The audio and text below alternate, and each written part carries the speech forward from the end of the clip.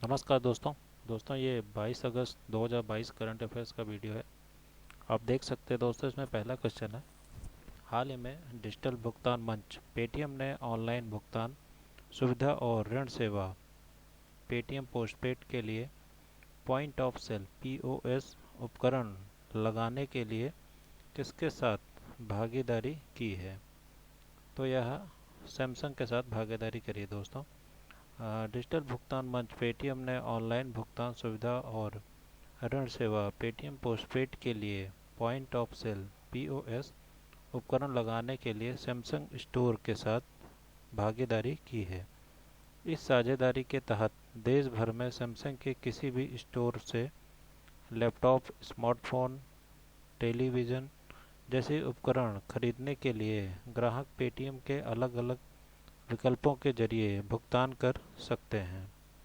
Paytm अपनी postpaid या अभी खरीदो बाद में भुगतान करो सेवा के माध्यम से प्रति माह 60,000 रुपये तक की ऋण सीमा प्रदान करेगा।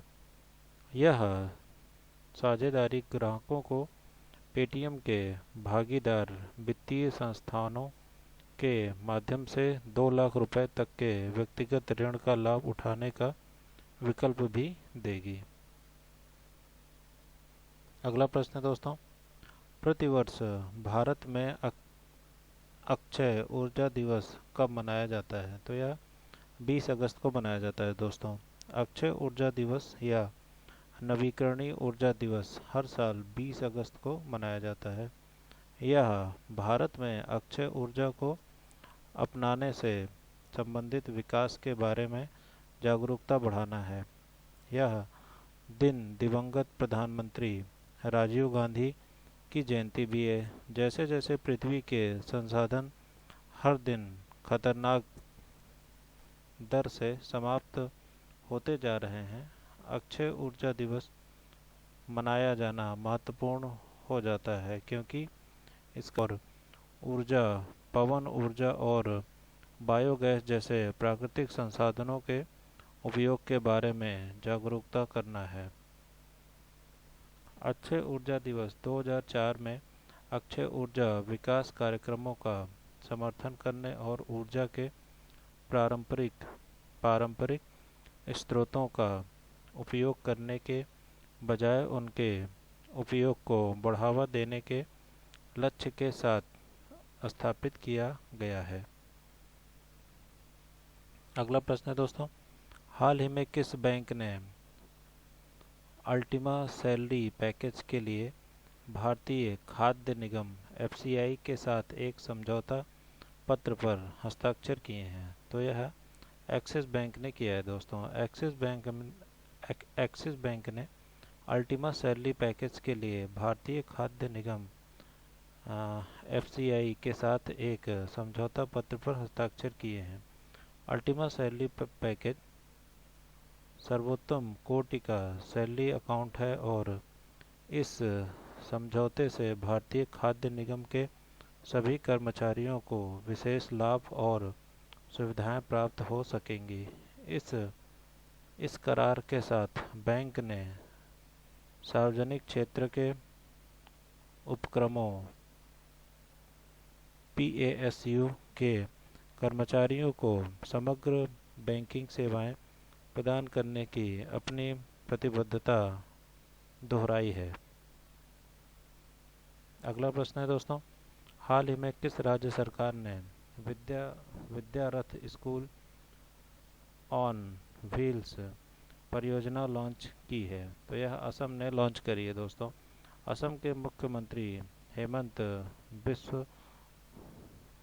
बिस्व शर्मा ने विद्यारथ स्कूल ऑन व्हील परियोजना का शुभारंभ किया। इसका उद्देश्य वंचित बच्चों को 10 महीने के लिए प्रारंभिक शिक्षा तक पहुंच प्रदान करना है। 10 महीने के बाद बच्चों को शिक्षा की सामान्य प्रणाली में एकीकृत किया जाएगा। इस परियोजना के तहत छात्रों को मुफ्त मध्याह्न भोजन, वर्दी और पाठ्यपुस्तकें दी जाएंगी। अगला प्रश्न है दोस्तों, किस सीमा तक कृषि ऋण के लिए 1.5% प्रति वर्ष की ब्याज सहायता स्वीकृत की गई है। तो यह 3 लाख रुपए तक। प्रधानमंत्री नरेंद्र मोदी की अध्यक्षता में केंद्रीय मंत्रिमंडल ने 3 लाख रुपए तक के अल्पकालिक कृषि ऋण पर 1.5% प्रति वर्ष की ब्याज सहायता इंटरेस्ट को मंजूरी दी। कृषि कृषि क्षेत्र में पर्याप्त ऋण प्रवाह सुनिश्चित करने के लिए इसे मंजूरी दी गई है। अगला प्रश्न है दोस्तों, हाल ही में राष्ट्रीय सुरक्षा रणनीति सम्मेलन 2022 का आयोजन कहाँ किया गया है? तो यह नई दिल्ली में किया गया है दोस्तों। गृह मंत्री अमित शाह ने नई दिल्ली में 2 दिवसीय राष्ट्रीय सुरक्षा रणनीति सम्मेलन 2022 का उद्घाटन किया।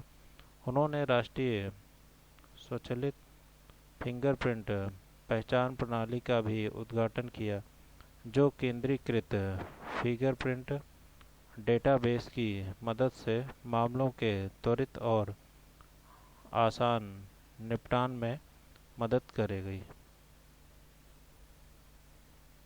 अगला प्रश्न है दोस्तों, किसने किसने शहरों अगला प्रश्न है दोस्तों, कितने शहरों ने हाल ही में खुद को सफाई मित्र सुरक्षित शहर घोषित किया है?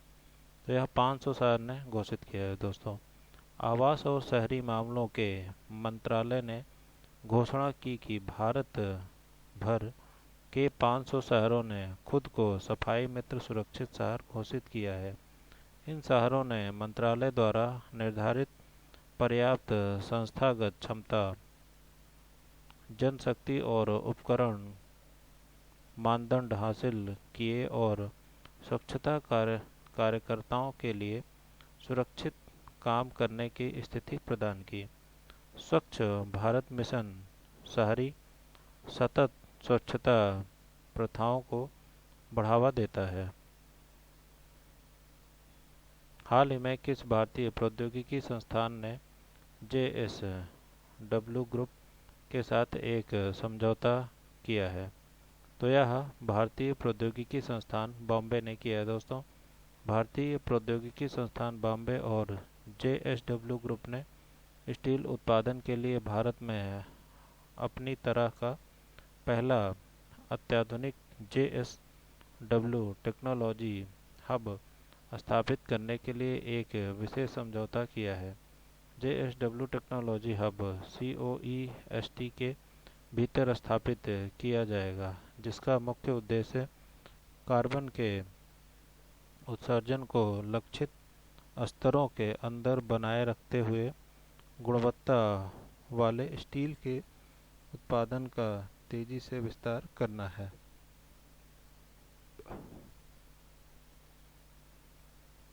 अगला प्रश्न है दोस्तों, किस बैंक ने एक अनोखी पहल के अंतर्गत उत्तरी केरल के कोझिकोड में एक ऐसी शाखा खोली है जो पूर्ण रूप से केवल महिला कर्मचारियों द्वारा संचालित है? तो यह HDFC बैंक ने खोला है दोस्तों। HDFC बैंक ने एक अनोखी पहल के अंतर्गत उत्तरी केरल के कोझिकोड में एक ऐसी शाखा खोली है जो पूर्ण रूप से केवल महिला कर्मचारियों द्वारा संचालित है। शाखा में 4 महिला 2022 तक कार्यबल में महिलाओं की संख्या 21.7% 21,486 थी। बैंक की योजना के अनुसार इस संख्या को 2025 तक 25% तक बढ़ाना है। अगला प्रश्न है दोस्तों, admiral Tan Sri Mohammad Reza bin Mohammad सानी 16 से 19 अगस्त 2022 तक भारत की आधिकारिक यात्रा पर थे। वह किस देश की रॉयल नेवी के प्रमुख हैं? यह मलेशिया के रॉयल नेवी के प्रमुख हैं दोस्तों। रॉयल मलेशियन नेवी के chief admiral Tan Sri Mohammad Reza bin Mohammad सानी 16 से 19 अगस्त 2022 तक भारत की आधिकारिक यात्रा पर हैं। वह कोच्चि में भारतीय नौसेना के प्रमुख गनरी प्रशिक्षण प्रतिष्ठान INS द्रोणाचार्य के पूर्व छात्र हैं, जहां से उन्होंने 1990 में गनरी विशेषज्ञ के रूप में स्नातक किया था। दोनों दोनों नौसेनाओं ने हाल ही में 22 मई को द्विपक्षीय अभ्यास समुद्र लक्षण का समापन किया था। अगला प्रश्न है दोस्तों, हाल ही में दक्षिण कोरिया के चंगवोन ने 2022 WSPS शूटिंग विश्व कप में किसने स्वर्ण पदक जीता है? तो यह राहुल जाखड़ राहुल जाखड़ ने जीता है दोस्तों। जाखड़ ने 18 अगस्त 2022 को दक्षिण कोरिया के चांगवोन में 2022 WSPS शूटिंग विश्व कप में स्वर्ण पदक जीता। उन्होंने 25 मीटर प्रतियोगिता में स्वर्ण पदक जीता।